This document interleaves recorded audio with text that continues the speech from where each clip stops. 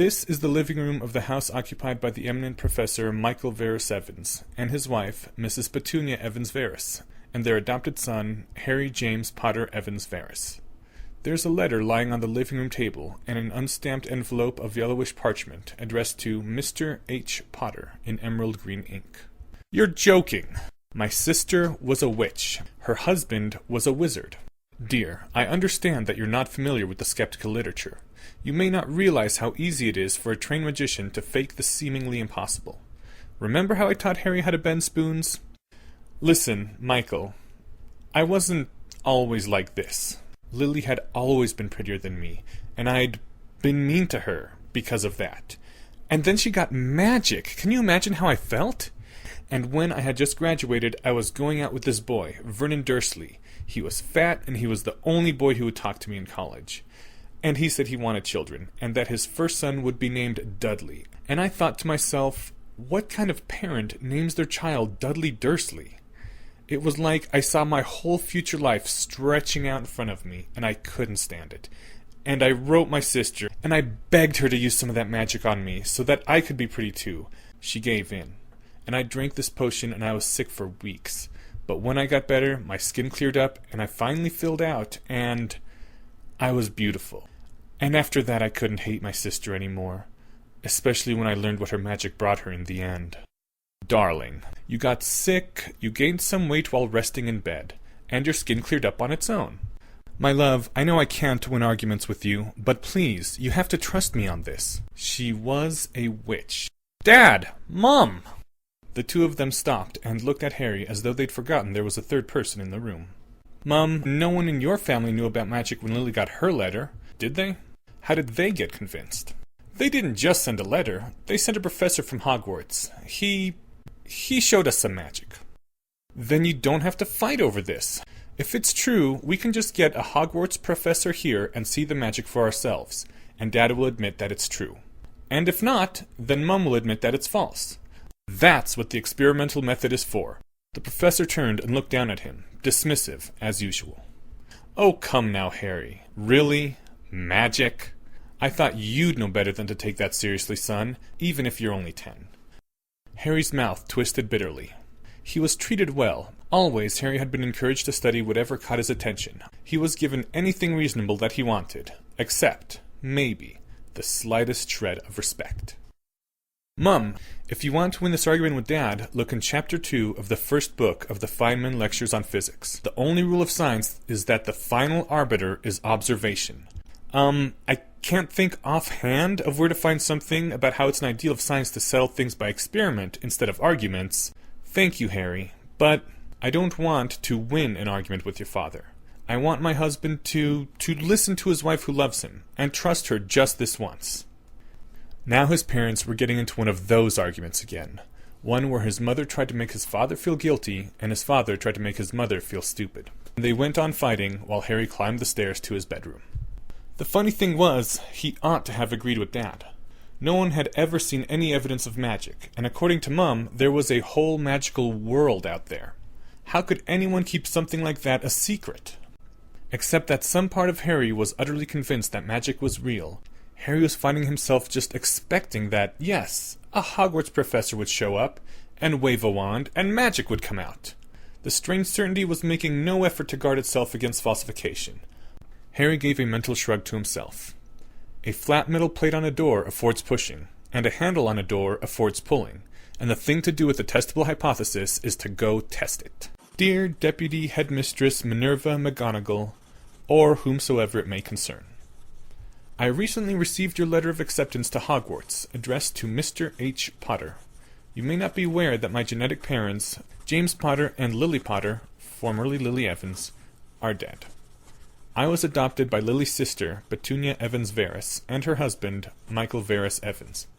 I am extremely interested in attending Hogwarts, conditional on such a place actually existing. Mother mentioned that you sent a Hogwarts representative to Lily Potter, then Lily Evans, in order to demonstrate to her family that magic was real and, I presume, help Lily obtain her school materials. If you could do this for my own family, it would be extremely helpful. Sincerely, Harry James Potter Evans Verus. Harry added their current address, then folded up the letter and put it in an envelope, which he addressed to Hogwarts. Further consideration led him to obtain a candle and drip wax onto the flap of the envelope, into which, using a penknife's tip, he impressed the initials HJPEV. If he was going to descend into this madness, he was going to do it with style. His father was sitting in the living room and reading a book on higher math to show how smart he was, and his mother was in the kitchen preparing one of his father's favorite dishes to show how loving she was. As scary as arguments could be, not arguing was somehow much worse. "Mom, I'm going to test the hypothesis. According to your theory, how do I send an owl to Hogwarts?" I don't know. I think you just have to own a magic owl." That should have sounded highly suspicious. Oh, so there's no way to test your theory then. But the peculiar certainty in Harry seemed willing to stick its neck out even further. "Well, the letter got here somehow, so I'll just wave it around outside and call 'Letter for Hogwarts' and see if an owl picks it up." Only as Harry stumped out the back door into the backyard did it occur to him that calling out "Letter to Hogwarts" while holding an envelope high in the air in the middle of your own backyard was actually pretty embarrassing. No, I'm better than Dad. I will use the scientific method, even if it makes me feel stupid. Harry steeled his will and shouted into the empty sky, "Letter for Hogwarts! Can I get an owl here?" "Harry?" An old woman's face peered out, Mrs. Figg, the occasional babysitter. "What are you doing, Harry? Did you get your acceptance letter from Hogwarts?" Harry froze in place. "Yes, I got a letter from Hogwarts. They say they want my owl by July 31st, but..." "But you don't have an owl. Poor dear. I can't imagine what someone must have been thinking, sending you just the standard letter. Just leave it to me, dear, and in a jiffy or two I'll have someone over." There was a long silence in the backyard. Then a boy's voice said, calmly and quietly, "What?"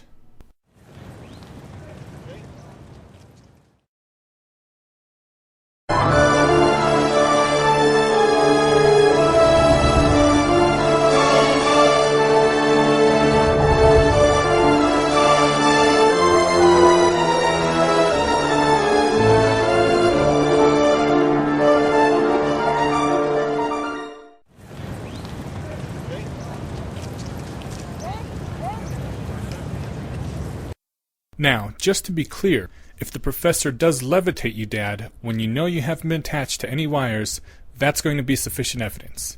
You're not going to turn around and say that it's a magician's trick. If you feel that way, you should say so now, so we can figure out a different experiment instead. And you, Mum, your theory says that the professor should be able to do this, and if that doesn't happen, you'll admit you're mistaken. Deputy Headmistress Minerva McGonagall was watching Harry with a bemused expression. "Is that sufficient, Mr. Potter?" "Sufficient? Probably not. But at least it will help. Go ahead, Deputy Headmistress." "Just Professor will do. Wingardium Leviosa." Harry looked at his father. "Huh." His father looked back at him. "Huh." Then Professor Varys Evans looked back at Professor McGonagall.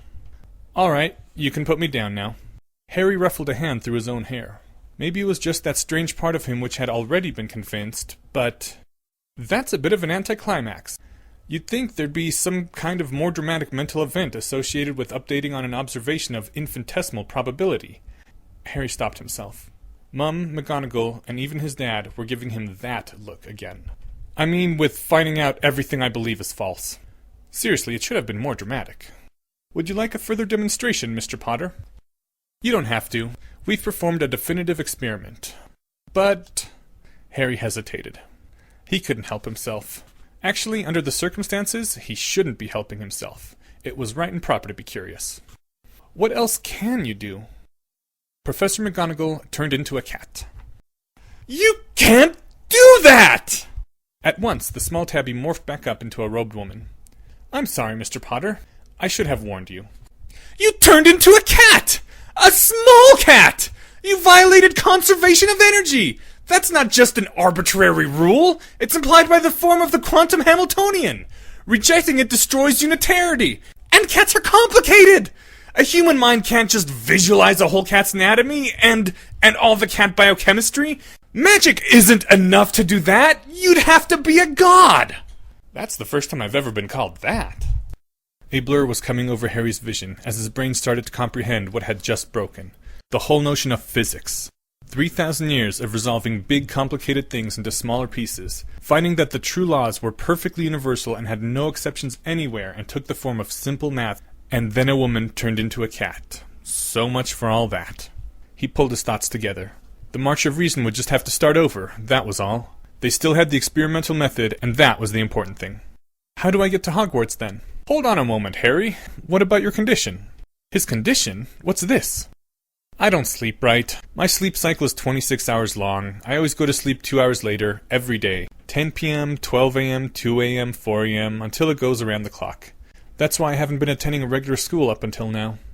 One of the reasons, I'll check with Madame Pomfrey to see if she knows any remedies. I'm sure this won't be a problem. Now, what are these other reasons? I am a conscientious objector to the child draft, on the grounds that I should not have to suffer for a continually disintegrating school system's abject failure to provide teachers or study materials of even minimally adequate quality. Oh, is that why you bit a math teacher in 3rd year? She didn't know what a logarithm was!